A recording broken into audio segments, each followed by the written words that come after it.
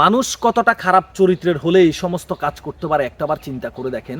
যে ভাগিনা কর্তৃক মামি অন্তঃসত্ত্বা, মামির পেটে আপন ভাগিনার সন্তান, মানুষ কতটা নিচে নেমে গেলে এই সমস্ত কাজ করতে পারে। জাতি ধ্বংস হয়ে গেছে, পৃথিবী এখন ধ্বংসের মুখোমুখি। যদি মামির পেটে ভাগিনার সন্তান থাকতে পারে আপনি তাহলে বলতে পারেন নিঃসন্দেহে পৃথিবী ধ্বংসের মুখোমুখি। দর্শক শ্রোতা, এই চাঞ্চল্যকর ঘটনাটি ঘটে যায় বগুড়া জেলার ধনুটে উপজেলায়। মামির সাথে ভাগিনার পরকীয়া প্রেম।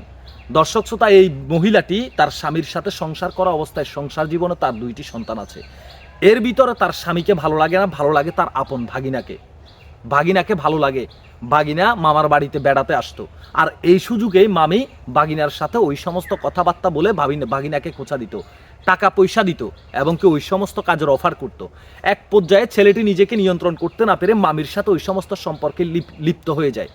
মামার অবর্তমানে ভাগিনার সাথে মামি ওই সমস্ত কাজ করত, প্রতিনিয়ত প্রায় টাইমে ওই সমস্ত কাজ করত।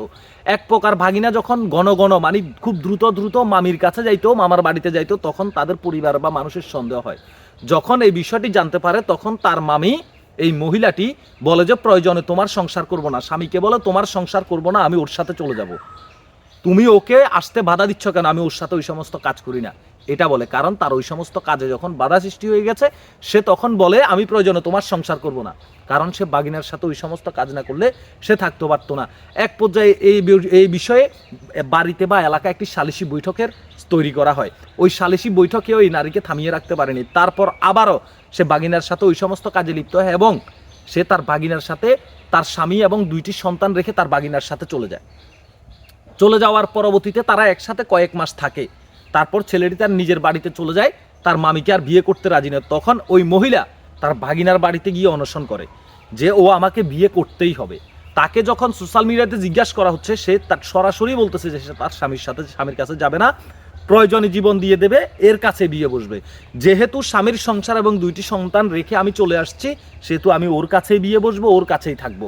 ওর সাথে আমি 9 মাস থেকেছি, 9 মাস এই সমস্ত কাজ করেছি, ওর সন্তান আমার গর্ভে আছে, প্রয়োজনে ডিএনএ টেস্ট করা হোক, প্রয়োজনে ডিএনএ টেস্ট করা হোক। যদি প্রমাণ হয় যে ওর সন্তান আমার পেটে নাই তাহলে আমি চলে যাব, আর যদি ওর সন্তান আমার পেটে থাকে তাহলে ও আমাকে বিয়ে করতে হবে।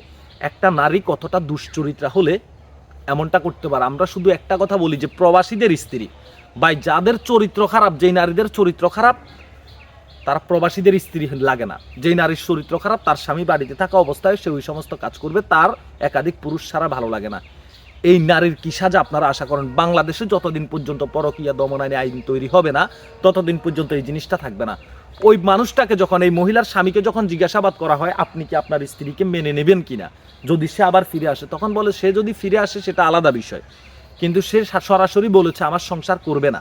ওই মানুষটার কথাবার্তা শুনে খুবই সহজ সরল মনে হয়েছে। বাচ্চাগুলোকে যখন জিজ্ঞাসা করা হচ্ছে যে তোমার মাকে তোমরা ফিরে আনতে চাও কিনা, তোমরা তোমার মাকে ফিরে চাও কিনা, বাচ্চারা বলে যে আমার মা আমাকে মারে, আমার মা আমাকে আদর করে না। বাচ্চাগুলো পর্যন্ত ওই মাকে চায় না। তাহলে সে তার ভাগিনার সাথে পরকীয়া প্রেম করা অবস্থায় তার সন্তানদেরকে কতটা নির্যাতন করেছে। একটা নারী কতটা খারাপ চরিত্র হলে এই সমস্ত কাজ করতে পারে একটাবার চিন্তা করে দেখেন।